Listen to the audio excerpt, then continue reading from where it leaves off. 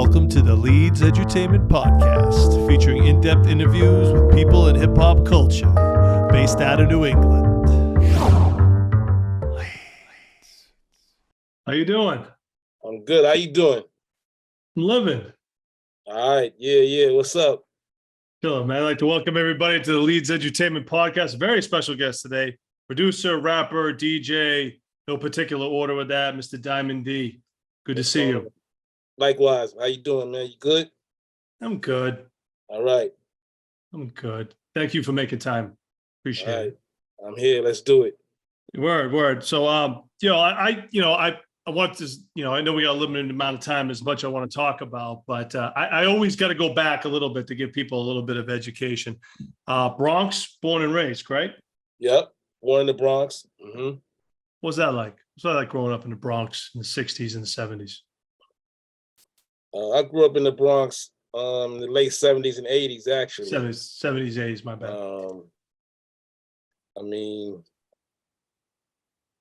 How can I describe it? There's a movie called Fort Apache, The Bronx, that was made. Your man Paul Newman was in that joint. But if you ever watch that movie, those backdrops to that movie, that's the Bronx back then. That'll give you an idea of just how bad things were back then. So you started DJing first, right? That was the first thing you did, right? Yeah, I started off as a DJ first, correct. Right. And one of your early influences was Jazzy J, or mentors, I should say? Well, like when I got around Jay, that's after I got out of high school. But as far as professionally, Jay was the spark. He was the one who basically took me under his wing, and he signed me to his label. I was in a group called The Ultimate Force. Right. Right. We had that single, I'm Not Playing, but he signed us, and that began my relationship with Jazzy J. When did you start making beats then? That came after the DJing, correct? I started making I started to get into production after I learned how to DJ, obviously. I started producing, I say like around maybe like 89, 90. That first Lord Finesse album that I did with Premier and Showbiz, Funky Technician. Now, they're making the beats. Did you just already have like a massive record collection, or did someone in your family have it? Like, where did that come from? Like the sampling, where did you get all that technique? Being a DJ, right. I specialized in break beats, so I was always searching, even at a young age, for records with just drum parts on them, and that basically just was my spark, so to say. Right. So I had the records. I had a lot of records, with drum breaks on them. Yeah. So how did you get the deal? So okay, before I go to that, then you decide to rap, and you credit Grand Poobah for making you want to rap. Is that correct? That is correct. Early 90s, I'm around Poobah a lot at Strong City Studios. That's where the Brand Nubians recorded their album. That's where Showbiz and AG recorded their album. I recorded Stunts, Blunts, and Hip Hop there. So it was just a spot in the Bronx where we would all just go there and just congregate, if you will. But yeah, being around people like that, of course, being around Lord Finesse, like I said prior to that, it just rubbed off on me. So that was the trifecta. Then you became the DJ, producer, and rapper. Right time around to make there. Yeah. Time to make an album now, right? So now it's right. Talk about making Stunts, Blunts, and Hip Hop and how that all happened. I was doing demos for somebody they wanted to sign. His name was Joe Control. They wanted to sign him, so we went down there, and I played some of the demos, and I actually rhymed on one of the demos. So I got a call back. So I go down there. I'm thinking, I'm about to go down there and sell some of these beats. And when I get down there, the A&R at the time, Brian Shen, he was like, "Yo, we want to sign you," and that's basically how it happened. Did you expect the success of that album to do what it did at the time?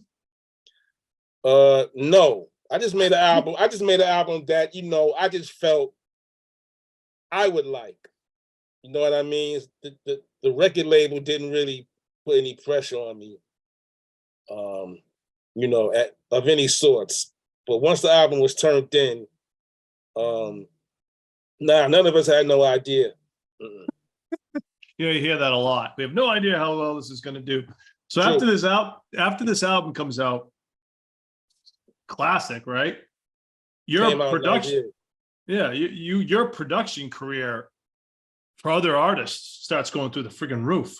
Right. Like, was that just like an instant thing, or was that like you're just networking skills? I mean, how did you end up producing for so many different artists? Yo, I had the sound right there at that time. The sound, you know, that was most prevalent in hip hop. But yeah, like, you know, I didn't really see none of this shit coming.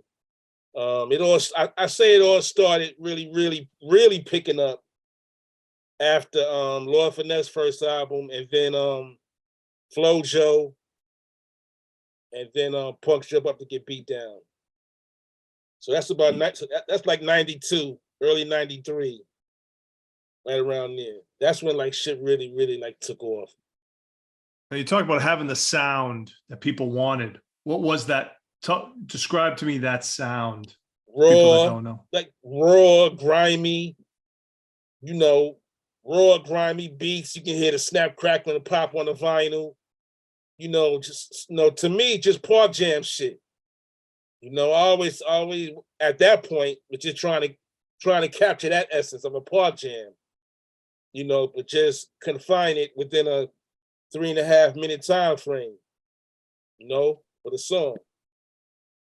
I mean, the list is, I'm just going to read off some of these names because it's for people that don't know. Brand Nubian, Showbiz and AG, Fat Joe, Cypress Hill, Edo G, Fushnikins, Outcast, Scientific, Farside, KRS One, Alcoholics, Exhibit, Mos Def, Busta Rhymes, Pharoah Monch, Fugees, and House of Pain. No doubt. I probably forgot a few. I probably Nah, forgot a few. You skipped over a few, but that's cool. That's because I ran out of room on the pad.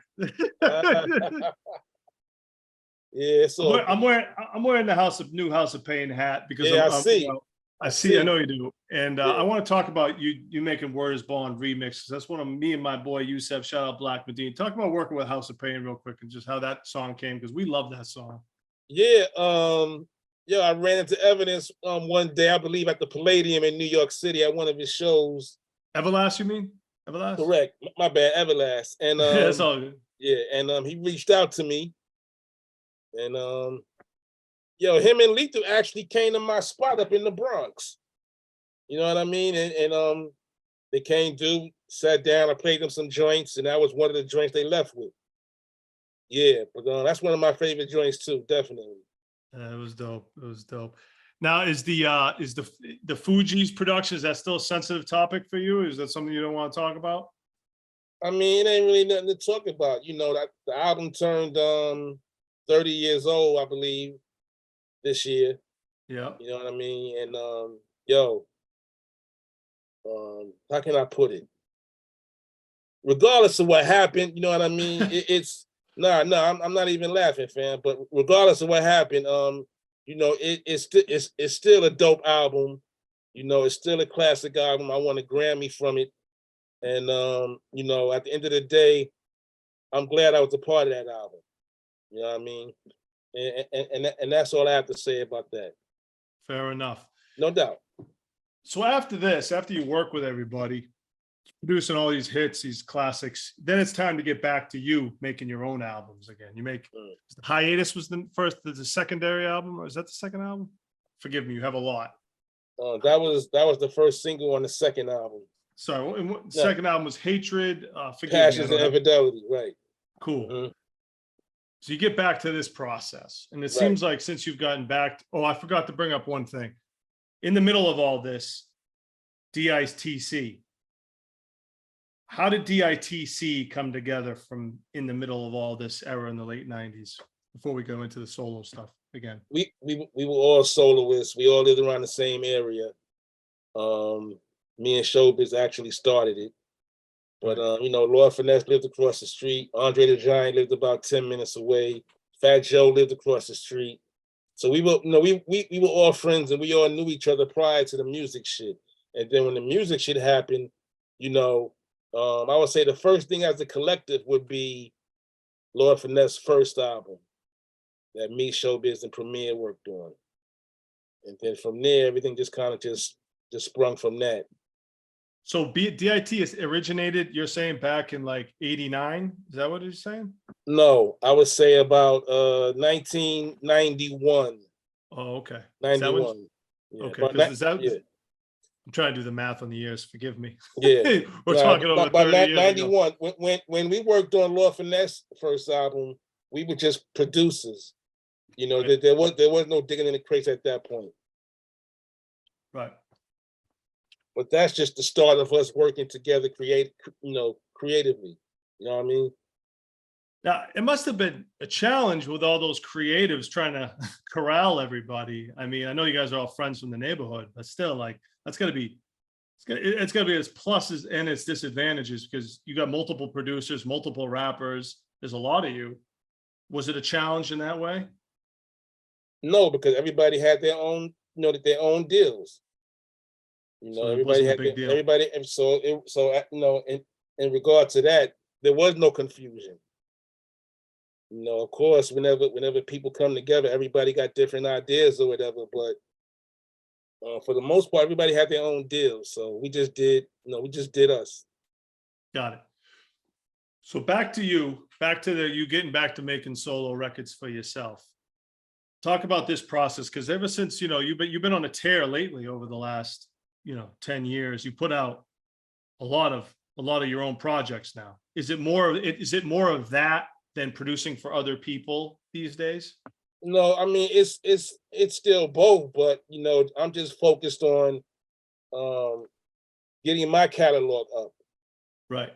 You know what I mean? And when you realize that you really don't have to go outside of yourself if if you're still making hot beats, if your beats are still at the par where they should be, and the relationships you have, you can basically do it yourself.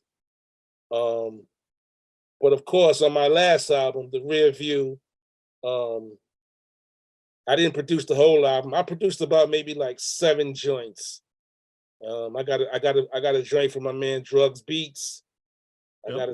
got a joint from my man Focus from out on the West Coast. Of course, my man Knots from VA. And one more, my man Brady from out in San Diego. But the thing about it, even though that's outside production, when you listen to the album, it doesn't sound like it. It really sounds like it's maybe like an album that only 2 producers made. I made sure all the beats complement each other, so it would just be like an easy listening with the flow. Is this the first album, the Rear View album, that you didn't do all the production? Yes. And was that a tough choice, or was it just like, yo, these guys are hot beats? It was a welcome choice. I don't have nothing to prove. You know what I mean? And the producers I know, I pretty much know almost everybody. A hot track is a hot track. It don't matter who made it. I'm not tripping over that. The main objective is to make a hot song. Right. So yeah, that's you talked about shooting a video for the joint with Bostonus. You just shot that? Yeah, we just shot that down in Miami. So yeah, That's look out for that. Flying high. Flying high, right. Maceo was there, Nori was there, my man DJ F, and of course, we got a few other cameos. I don't want to give it all away, but just shot that video. So still here working, still putting out, still proactive in the shit. You've seen hip hop go through a lot of changes over the 30 years that 30 plus years you've been doing this. Where are you at? How is it different? Like, where's your mind at these days versus back then? Like, because the game has changed so much. Like, where are you? I mean, the only thing that really changed is the consumption of it.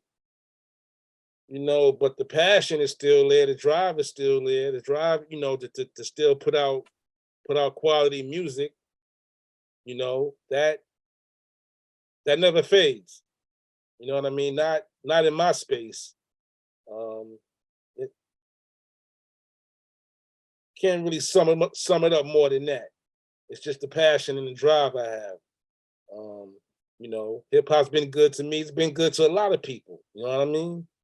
And that's it.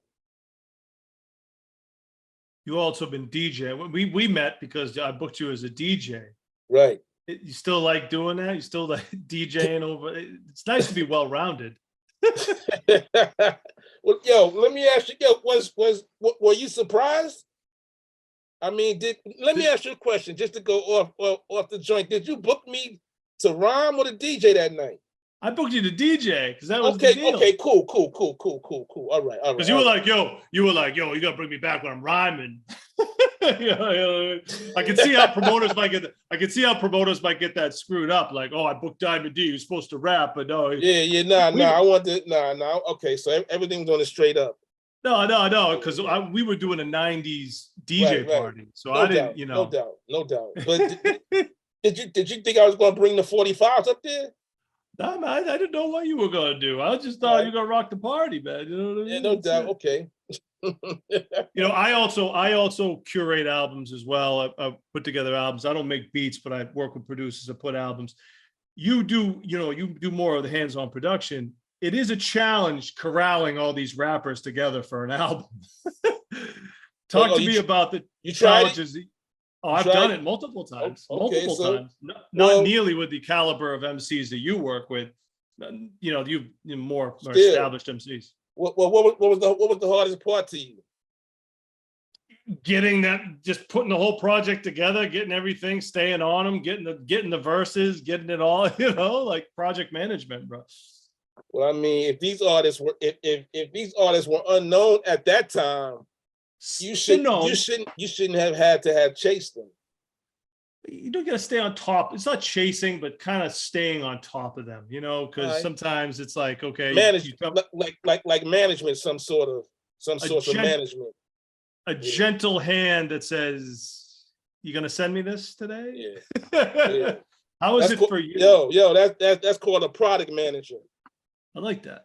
That's what you was doing. How does it work for you? I mean, because you're working with more established MCs. I mean, how is it? Do you have to nudge? Do you have to be like, "Hey, Busta, you got that verse?" Not really. Sometimes you got to do it, but when you're dealing with dudes who keep it 100, you shoot them a DM, on the IG or hit their cell phone, and if it's real, they're gonna hit you back. I never had to really hit nobody.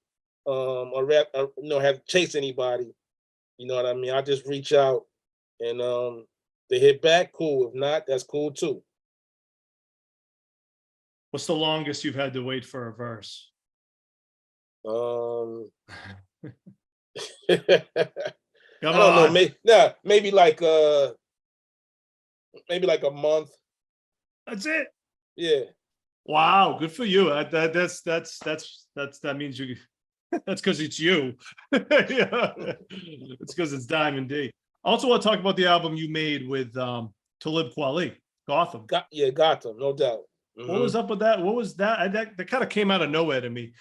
You had some singles out and whatnot, but what was you just wanted to make an album with Kweli? What was the inspiration behind that one?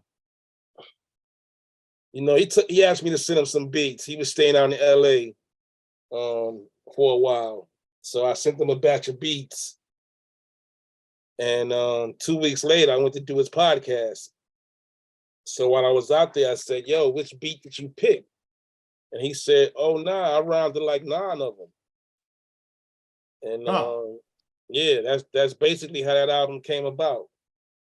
And I know, crazy, right? And he said listening to the beats, it just reminded him of old New York when he first got the badge. Because like I said, he was out in LA at least for a year, probably. I don't know how long he was out there for. But anyway, he said the badge, he got inspired by the badge.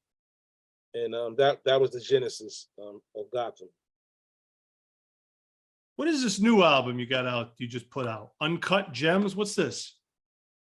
That's Looks like yeah, collaborative album. That's an album I produced for my man Dylan. Yeah, what's that one all Yeah, about? Dylan, dope MC out of Atlanta. Yo, I like what he doing. You know what I mean? So he approached me. He approached me on a business level first, and from there it just blossomed over into us, you know, working once again together. I did something with him a few years ago called Black Tie Affair. It was kind of under the radar, but yeah, we got the new joint out right now with Elzai, Planet Asia, Raz Kaz, your man Trey from Far Side is on there, Stacey Epps. Just a solid piece of work. Solid body of work. Shout out to that. You talk about the business a lot in your lyrics. What can you say about the business now? That hasn't been said already. I don't know. How would you sum it up at this stage of the game? Because, you know, I've heard you be mad at it. You love it. You know, where are you at? One thing about this shit, fam, you gotta roll with the punches. You gotta roll with the punches. You know what I mean? It's gonna be good days and bad days, but nothing has changed. You know, it sounds like a cliche, but you know, you gotta make sure you lawyer up. That's right. It. You know, it's that simple. You know, even after dudes saying lawyer up for 30 years, people are still out here signing contracts without no counsel. You know what I mean? So that's the biggest advice I would give anybody, no matter what you're trying to do, rhyme, produce, get in a group, you know, work at a record label, whatever the fuck it is. You know what I mean? Slide somebody $500 or $600 and have them just look over the shit for you. That's a cheap lawyer. I can tell you, mine's more expensive. Yeah, well, worth it though. You're right. Though. I mean, you got to know what you're signing. You got to know what you're doing, and not everyone's going to be straight up with you. Right. Yeah. What? I'm sure you heard war stories from different artists. Horror stories. Yeah, horror stories. So, your era is like those deals signed back then are the true horror stories, in my opinion. Everyone I talked to back then, there was a lot of bad deals, right? Yeah, there was a lot of bad deals. Yeah, you know, the deals weren't where they are now. But guess what? The era before us, the late '80s, the Rakims, the KRS-Ones, the Heavy D's, you know, those guys. Dougie Fresh, all them guys from the '80s, their contracts were worse than ours. Really? So the point is, you know, every decade, the deals get better and better. You understand? An R&B deal right now with any act won't be the same as one that was around in the '80s. You know, your points are more, even though you're still getting fucked, the points are more. You're more apt to get your own publishing now. You know, things got a little better with time, but it's still nothing but a bank loan in the form of a record deal if you're signed to a major, which does have its perks. It's up to the artist to just balance it out, see what works best for them. What is the perks? Because you were on a major, right? What were the perks? The perks are a major label will put money behind a promo tour to get you on the road, to get you in the venues, to get you inside of radio stations. Those are the perks. That's one of the biggest perks. Now you can do it independently, you know, but everything gonna be out of pocket cost. So if you kicked up for that and you have connections already in line, then that's the plug.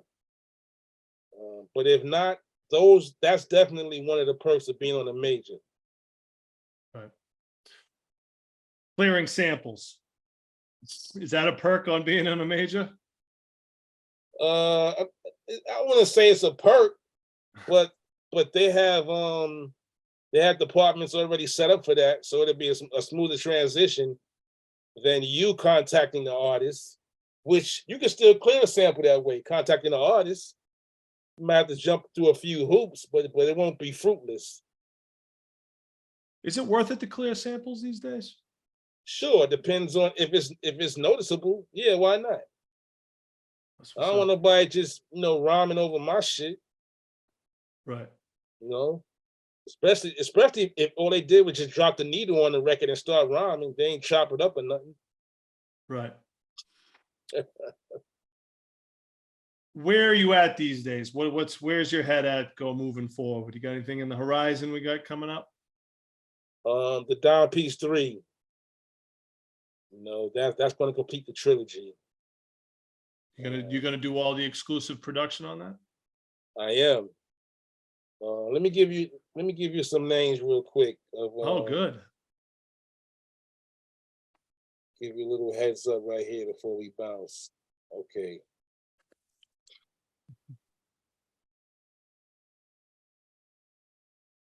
All right. I got KRS-One on there. Damn.